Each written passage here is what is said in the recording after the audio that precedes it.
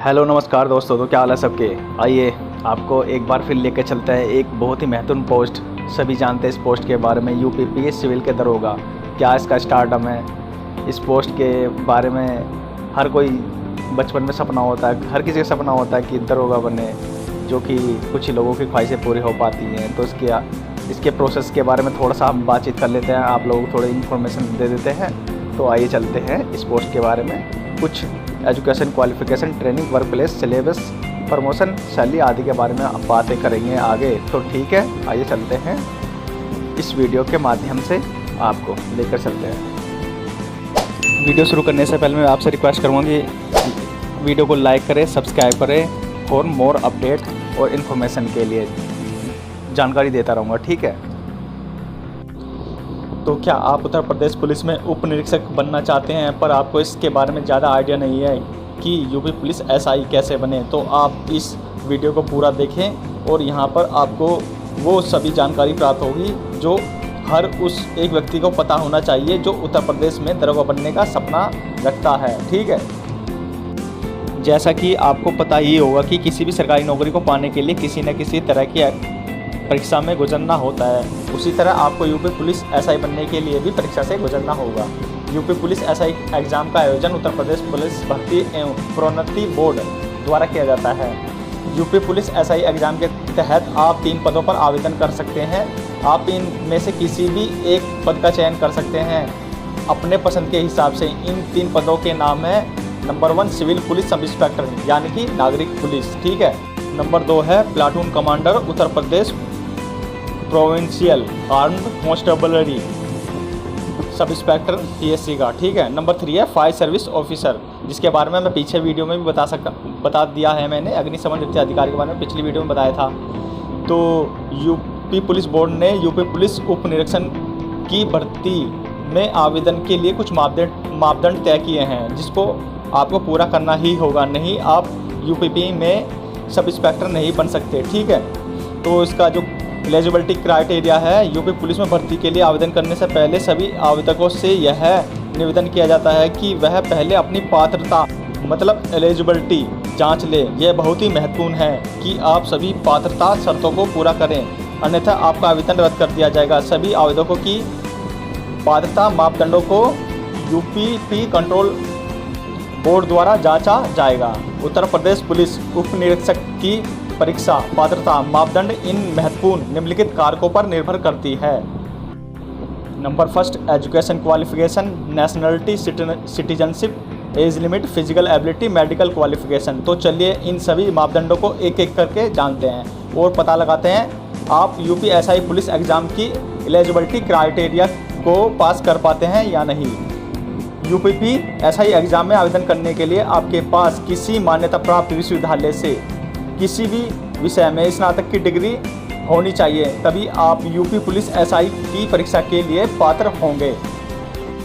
SI नागरिक police और platoon commander PSC के लिए किसी भी मान्यता प्राप्त विश्वविद्यालय से स्नातक की डिग्री, किसी भी सब्जेक्ट या सरकार द्वारा अनुमोदित कोई भी समकक्ष योग्यता होनी चाहिए। अग्निशमन वित्त अधिकारी के लिए FSSO किसी भी मान्यता प्राप्त विश्वविद्यालय से विज्ञान में स्नातक की डिग्री या सरकार द्वारा अनुमोदित कोई भी समकक्ष योग्यता। यदि किसी उम्मीदवार ने आवेदन पत्र भरने के समय तक बताई हुई शैक्षिक योग्यता हासिल नहीं की है तो ऐसे उम्मीदवार की उम्मीदवारता रद्द कर दी जाएगी। आइए इस पॉइंट को भी देख लेते हैं। नेशनलिटी महत्वपूर्ण पॉइंट नहीं है हमारे लिए पर किसी के लिए तो होगा।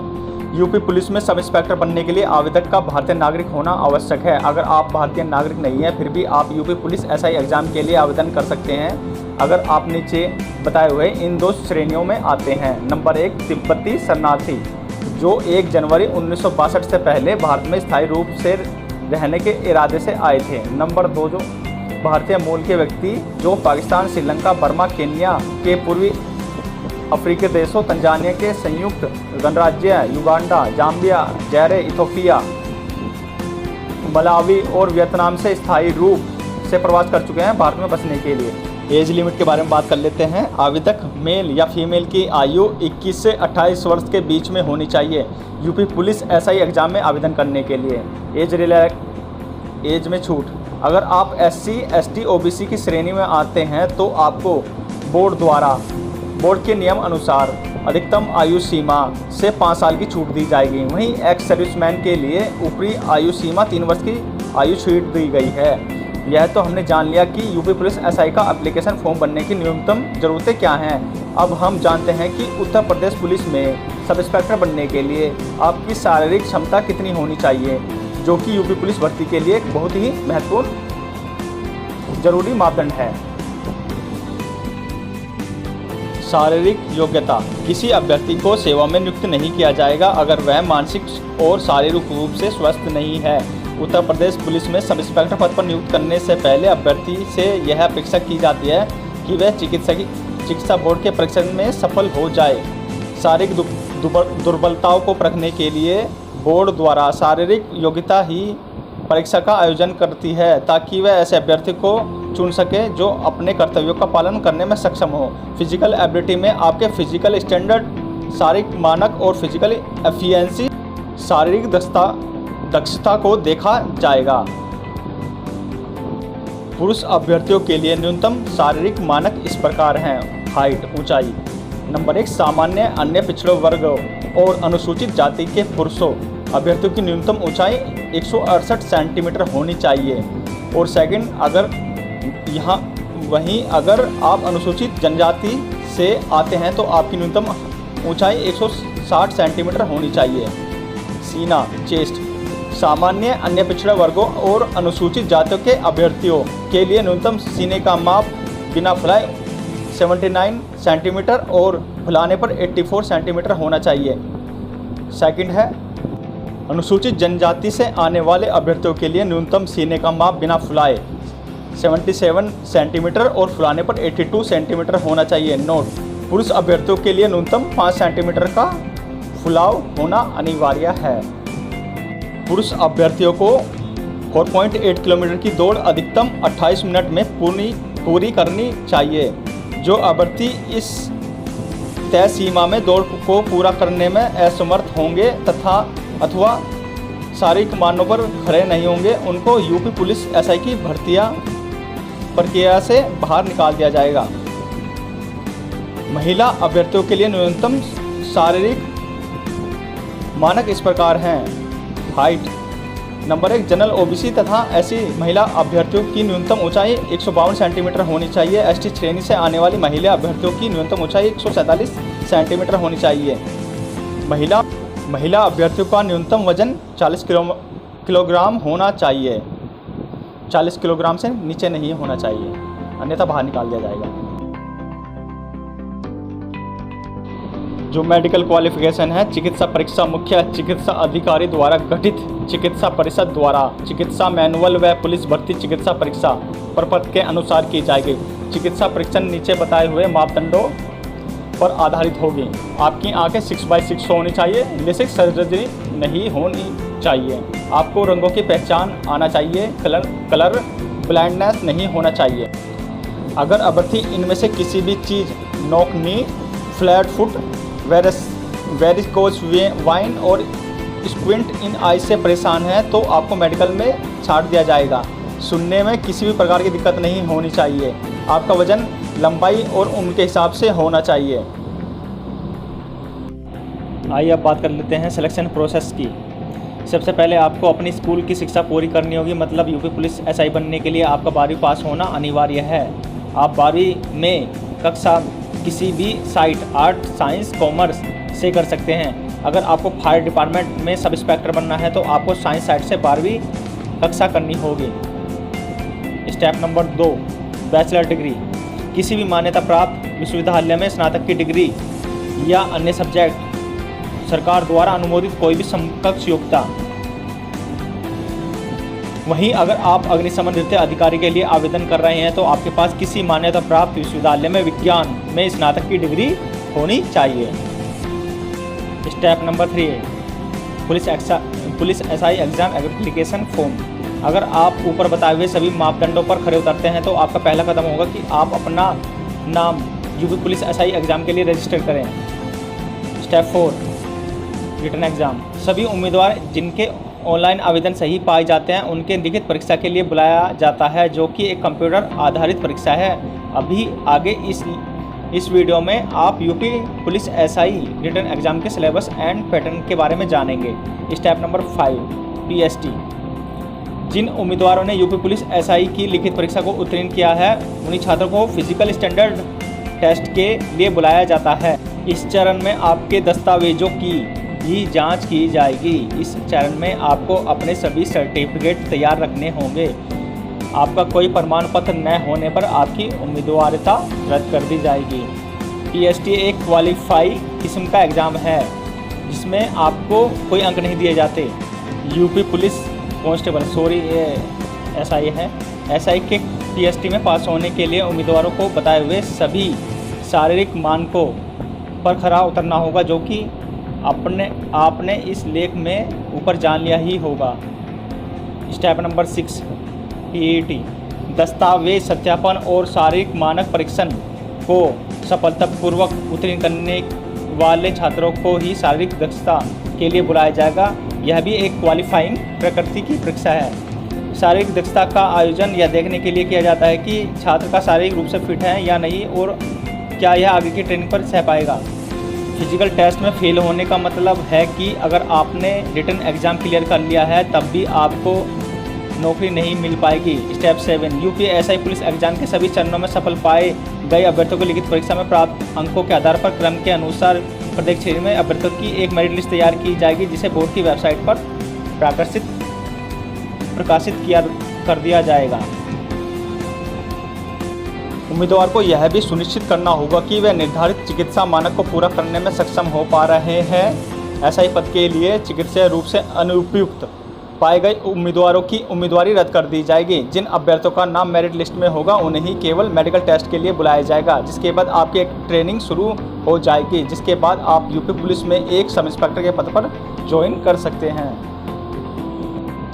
मेडिकल एग्जामिनेशन का उद्देश्य यह सुनिश्चित करना है कि चिकित्सीय रूप से फिट उम्मीदवारों को ही एसआई के पद पर नियुक्त किया जाए। आइए इसकी मेरिट लिस्ट के बारे में बात कर लेते हैं। यदि 2 या 2 से अधिक अभ्यर्थी समान अंक प्राप्त करते हैं तो फाइनल मेरिट लिस्ट इन निम्नलिखित कारकों को ध्यान में रखकर बनाई जाएगी। अगर आपके पास 3 में कोई भी एडिशनल क्वालिफिकेशन मौजूद है तो आपको पहले प्रेफरेंस दिया जाएगा। डोएट NIELT से कंप्यूटर में O लेवल का प्रमाण पत्र, प्रादेशिक सेना में न्यूनतम 2 वर्ष की अवधि तक सेवा की हो, राष्ट्रीय कैंडिडेट कोर NCC का B प्रमाण पत्र। अगर ऊपर में बताए गए हुए एडिशनल क्वालिफिकेशन में टाई अप होता है तो अधिक आयु वाले अभ्यर्थियों को पहले वरीयता दी जाएगी।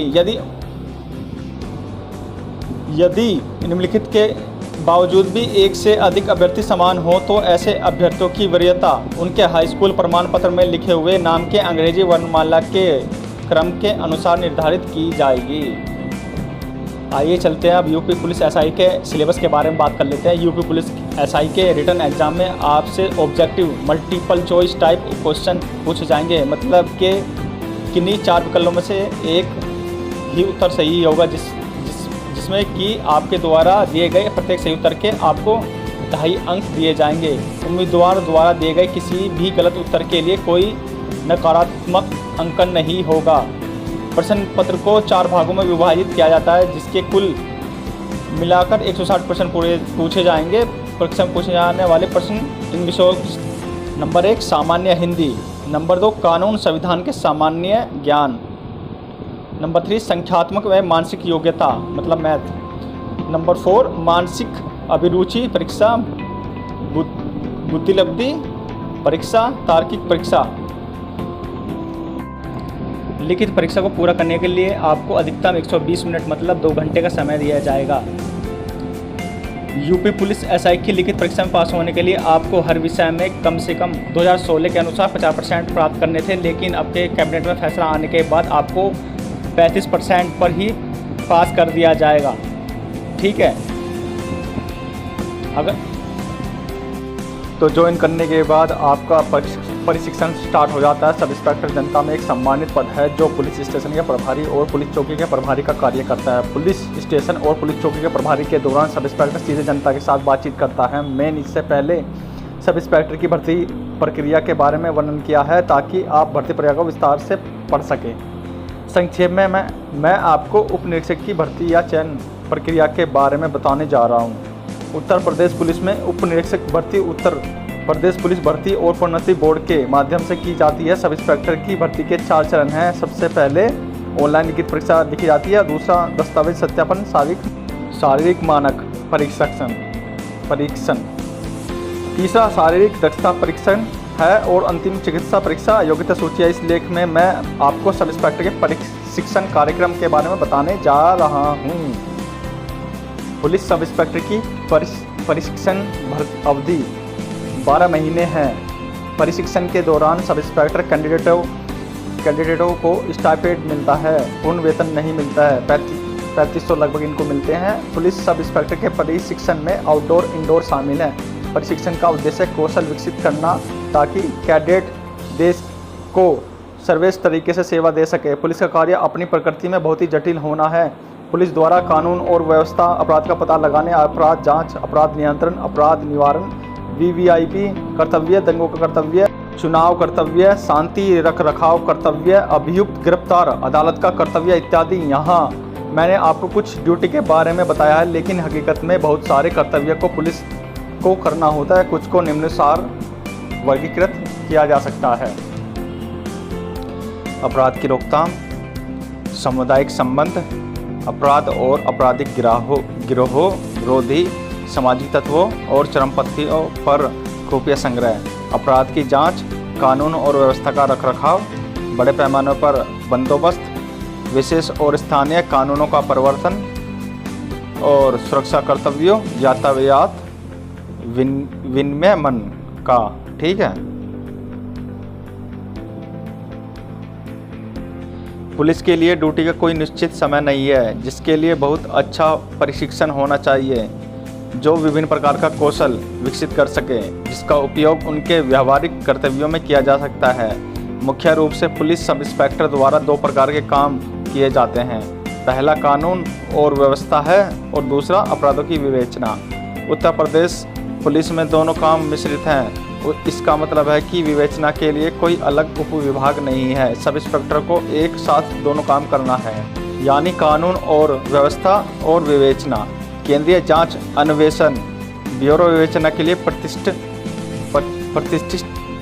संगठन है। भ्रष्टाचार विरोधी, विशेष अपराध, आर्थिक अपराध इत्यादि कज विवेचना के लिए एक समर्थित संगठन है, लेकिन राज्य पुलिस के पास इस प्रकार के समर्पित संगठन विंग नहीं है। जो उपयुक्त कार्य को पूरा करने के लिए उप निरीक्षकों का प्रशिक्षण बहुत ही कुशल होना चाहिए। कानून की जानकारी, तनाव प्रबंधन, शारीरिक फिटनेस, ड्रिल इत्यादि के संबंध में। आइए अब बात कर लेते हैं इनके प्रशिक्षण के, ऐसा यूपीएसआई दरोगा के प्रशिक्षण के। इसके 2 प्रकार के होते हैं, एक तो आउटडोर होता है, एक इंडोर होता है। आउटडोर प्रशिक्षण है जो इस मॉडल में सहनशक्ति, दृढ़ता और कुछ विशेष क्षमताओं की प्रगति पर जोर दिया जाता है, जिसमें निर्बाध युद्ध और हथियार प्रशिक्षण शामिल है और उप निरीक्षक के लिए उनके दायित्वों के निर्वहन हेतु यह आवश्यक भी है। आउटडोर ट्रेनिंग का एक और लक्ष्य है शारीरिक व्यायाम से कैंडिडेटों की शारीरिक एवं मानसिक रूप से मजबूत करना होता है, ताकि पुलिस में तनाव का सामना करने की क्षमता पैदा हो सके, जिसके लिए बॉल, फुटबॉल, हॉकी आदि गेम्स को शामिल किया जाता है। आउटडोर प्रशिक्षण में पीटी परेड, ड्रिल, खेल, तैराकी, हथियारों का प्रशिक्षण इत्यादि शामिल है। सुबह में आउटडोर प्रशिक्षण 5 बजे से शुरू होता है और वहाँ 4 पीरियड होते हैं। प्रत्येक की अवधि 40 मिनट होती है और 10 मिनट का बीच में अंतराल होता है। पीटी के लिए 2 पीरियड और बाकी 2 ड्रिल, जिसमें प्लाटून को जैसे स्क्वाड बनाना, लाइन बनाना, सावधान विश्राम, खुली लाइन चल, धीमी चाल, तेज चाल सिखाया जाता है। इंडोर ट्रेनिंग इंस्ट्रक्टर, आईटीआई और पीटीआई शारीरिक प्रशिक्षक द्वारा पीटी और ड्रिल सिखाया जाता है। शाम के समय में 2 से 3 पीरियड होते हैं, जिसमें ड्रिल या पीटी और योग या खेल के लिए हो सकता है। शाम के समय खेल पर मुख्य जोर होता है। यूपीएसआई कैडेटों की भारी गतिविधियां, शारीरिक और यूएसी ड्रिल, भीड़ पर नियंत्रण, फील्ड क्राफ्ट और रणनीति, बम निपटान और विस्फोटक, व्यवहारिक सिम्युलेटर, रेस कोर्स, मोटरसाइकिल और LMV के ड्राइविंग और रखरखाव, हथियार प्रशिक्षण और रखरखाव, प्राथमिक उपचार शिक्षण, तैराकी, क्रीड़ा और खेल और योग के बारे में। अब बात करते हैं दूसरे पॉइंट इंडोर प्रशिक्षण के। इसमें भारतीय दंड संहिता, आपराधिक प्रक्रिया संहिता, साक्ष्य अधिनियम, पुलिस ड्रिल मैनुअल, पुलिस नियम और विनिमय, दहेज निषेध अधिनियम SSC और ST अधिकार, मोटर वाहन अधिनियम, भ्रष्टाचार अधिनियम को रोकथाम जैसे विभिन्न कानूनों का अध्ययन है। SI कैडेटों की आंतरिक गतिविधियां, भारत का संविधान, भूमिका और पुलिस संगठन, साक्ष्य अधिनियम, भारतीय दंड संहिता, आपराधिक प्रक्रिया कानून, अपराध विज्ञान और अपराध निवारण, जांच तरीके और कौशल, स्थानीय और विशेष कानून, पुलिस में मानव संसाधन प्रबंधन, कंप्यूटर एप्लीकेशन और IT, शांति सुरक्षा और सार्वजनिक आदेश, सड़क सुरक्षा के यातायात प्रबंधन, पुलिस में नैतिकता और ईमानदारी आदि के बारे में। प्रशिक्षण के आखिर में इंडोर और आउटडोर की परीक्षा आयोजित की जाती है। जो भी दोनों परीक्षा में उत्तीर्ण करते हैं वे अंतिम उत्तीर्ण परेड, कसम परेड में भाग लेते हैं। जो दोनों परीक्षा में उत्तीर्ण नहीं करते हैं या दोनों परीक्षाओं में सफल नहीं होते हैं, उन्हें 3 महीने के लिए अतिरिक्त प्रशिक्षण करना पड़ता है। पासिंग आउट परेड के बाद सब इंस्पेक्टर कैडेट पोस्टिंग जिला में व्यावहारिक प्रशिक्षण के लिए जाते हैं, जहां पर SI कैडेट को पुलिस की कार्यप्रणाली या मोडस ऑपरेंडी, कानून और व्यवस्था, बुनियादी विवेचना की युक्तियां आदि सीखते हैं। पुलिस स्टेशन में उनके व्यावहारिक प्रशिक्षण के दौरान ये सब इंस्पेक्टर ट्रेनिंग कहलाते हैं। इस अवधि को उप निरीक्षकों की परिवीक्षण अवधि कहा जाता है।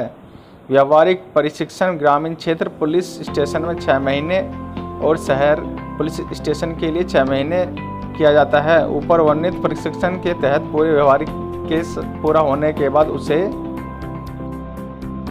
उसे पुलिस स्टेशन में सब इंस्पेक्टर के रूप में तैनात किया जाता है। तो दोस्तों यह थी आपके UP SI के बारे में। तो वीडियो आपको अच्छी लगी हो तो लाइक और सब्सक्राइब ज़रूर कर दें। काफ़ी मेहनत से यार वीडियो बनाते हैं, थोड़ा तो फल मिलना चाहिए ना। और अधिक वीडियो के लिए लाइक और सब्सक्राइब करें। जय हिंद, जय भारत, धन्यवाद।